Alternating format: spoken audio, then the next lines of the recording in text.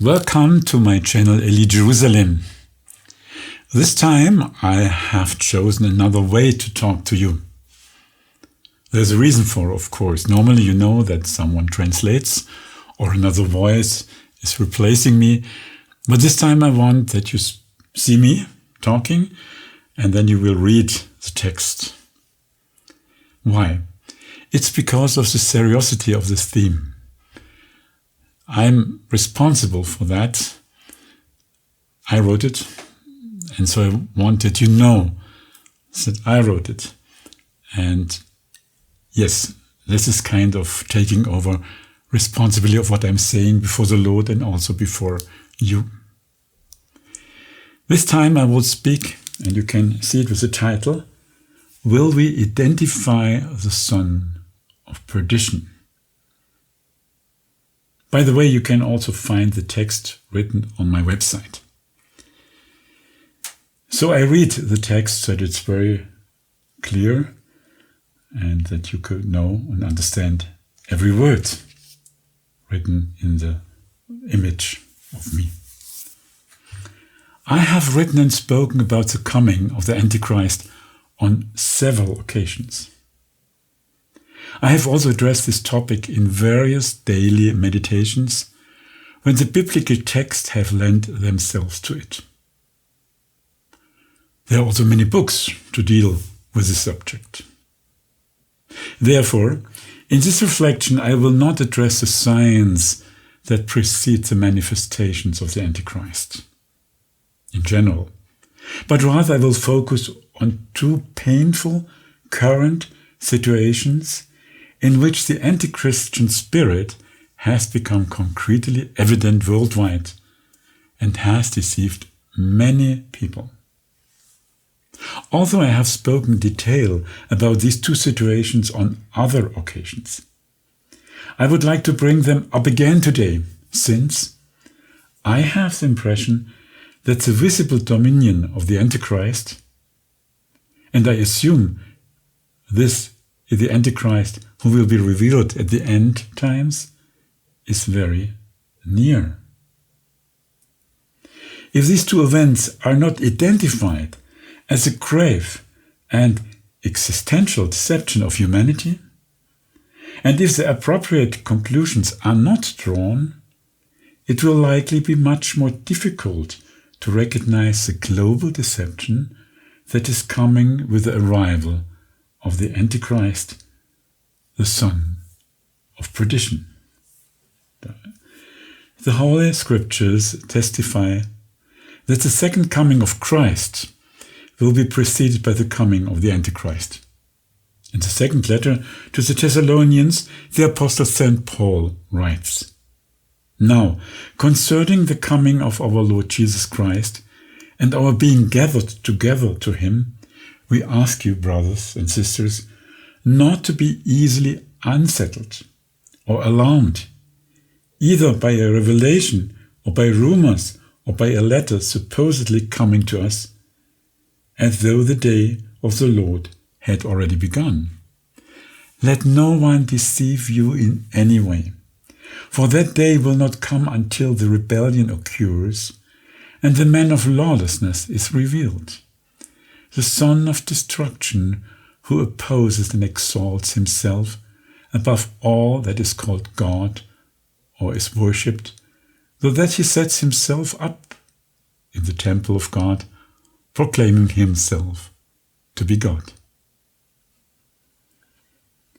We must assume that the manifestation of the Antichrist will be preceded by deceptions that facilitate his rise to power. These deceptions could be so subtle that even believers could fall for them. Many of the events unfolding in the world and in the church allow us to recognize the workings of the spirit of the Antichrist, wherever God's commandments are contradicted, and the coming of the Savior is denied. The influence of the spirit of darkness can be observed. This is, first and foremost, Lucifer himself, who rebelled against God from the beginning and throughout the centuries has attempted to lead people astray from the faith and involve them in his own rebellion. As the Apostle St. John testifies, many antichrists have appeared throughout the history, dominated by the Luciferian spirit. The son of perdition, who will appear at the end times before the glorious return of Christ, will seek to establish his dominion worldwide for as long as God allows. He will even want to receive messianic worship. In his famous book, A Short Account of the Antichrist, the Russian author Vladimir Soloviev describes how the Antichrist manages to deceive many people and even win over most Christians. It is evident that the loss of Christian faith is proliferating. How many people still cling to God's commandments and the teachings of Christ as binding norms for their conduct? When we consider this question, we realize that the great apostasy is taking hold of human society and has even deeply penetrated the church itself. How can we defend ourselves? The best antidote to these deceptions is to remain steadfast in Catholic doctrine and practice, as transmitted by the apostles and clearly expressed in the dogmas of the Catholic Church. If this steadfastness is accompanied by a profound spiritual life and understanding, it will be an effective shield against all attempts to relativize, disregard, distort, or even adulterate the faith. Behind all these pretensions, one can identify the adversary, that is, the same spirit that will dominate the Antichrist. However, a pressing question remains: will we be able to identify the son of perdition? Who will warn people? What is the connection between the global coronavirus deception, the occupation of the See of Peter, and the Antichrist's apparent rise to power? So I will now speak about the great coronavirus hoax. This is a complex topic, about which much information can be obtained through alternative media, revealing the extent to which the vaccine and other government measures against the coronavirus have interfered the lives of many people. Official media outlets either remain silent on this issue or adhere to the widespread narrative that spreads the deceptions surrounding COVID-19. Below, I will highlight just a few points. Many more could be listed to summarize what happened during so-called pandemic. In the face of a fearsome pandemic that would supposedly claim countless victims, pressure was exerted on many people from the end of 2020 to get vaccinated against COVID-19, and various measures were imposed that restrict their freedom. However, from the outset, this vaccine was questionable. Let's remember that it normally takes a minimum of 8 years to develop a vaccine. However, the coronavirus vaccine was made available in record time. Animal trials and other essential experiments were omitted. This already demonstrates irresponsible handling of the vaccine and therefore poses a risk to people's health. It was promised everywhere that once vaccinated, one would not contract the virus or infect others. However, both claims turned out to be false. With the help of the media, a catastrophic health crisis was portrayed, when in reality the mortality rate was no higher than that of a moderately severe flu epidemic. Let us remember that there were renowned scientists who questioned the benefit of the vaccine and pointed out its dangers, but they were marginalized and, on more than one occasion, labeled as conspiracy theorists. Open debate and questioning of the measures taken were not allowed. Furthermore, the use of alternative remedies to combat the virus was prevented. Many people lost their jobs, or even their basic livelihood, simply for refusing vaccination. Let us remember that almost everyone who died during that period was classified as having died from coronavirus without any proof. It was a hoax. Let's remember that for a time churches were closed and worshippers were excluded from services. Furthermore, measures were taken to prevent the dying from receiving visits from their families. Everywhere the use of masks was requested and even required, even though they didn't actually protect either the wearer or others from infection. This created a grotesque scene even in places of worship. As Catholics, let us remember that from the beginning, at least some shepherds of sound doctrine warned the faithful about the use of vaccines in whose manufacture or testing phase cell lines from aborted children had been used. For many of the faithful, this fact presented an insurmountable ethical impediment, despite the Vatican publishing a statement declaring that the fundamental reason for considering the use of these vaccines morally illicit is that the type of cooperation with the evil of inducted abortion from which these cell lines originate on the part of those who use the resulting vaccines is remote. Let us also remember that the Vatican later declared that vaccination would be an act of love for one's neighbor, which amounted to indirect coercion for the faithful to submit to the vaccine. Let us remember and acknowledge that vaccines cause suffering and even death to many people. Furthermore, their components can continue to act in the body long term, causing more suffering and death. Added to this is a serious suspicion that the mRNA vaccines may interfere with human genetics.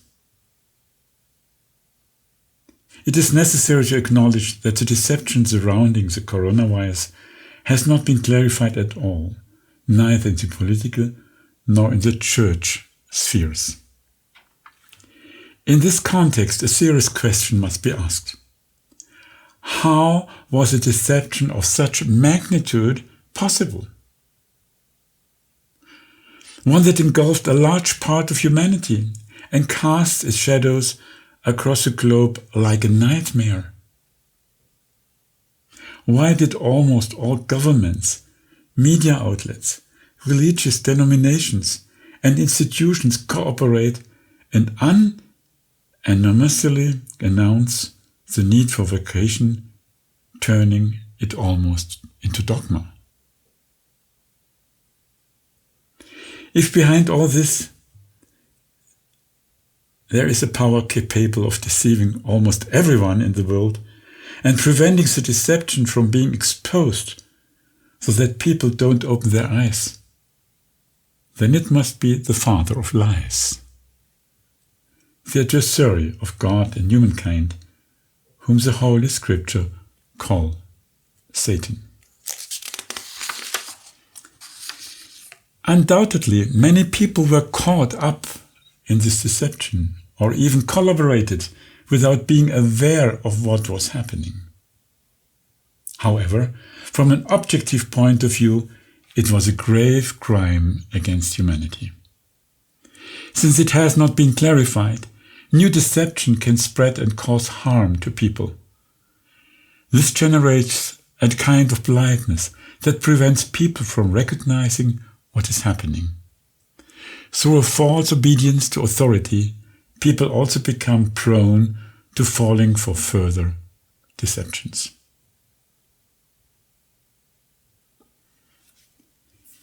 Now the other part I want to share, the occupation of the Petrine See. With the election of the Argentinian Cardinal Jorge Mario Bergoglio, who took the name Francis for his pontificate, Modernism, which had already subtly infiltrated the Catholic Church, was legitimized.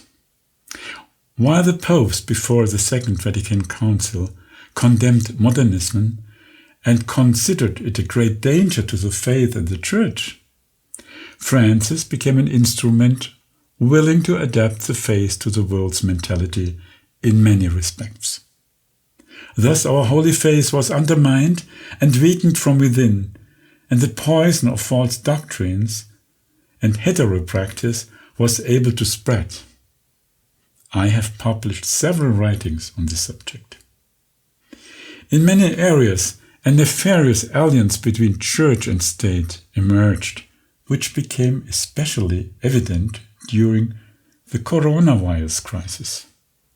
The anti-Christian spirit, which can wreak havoc in the world and promote policies in accordance with its intentions, with hardly any resistance, had now managed to reach the highest level of the church hierarchy.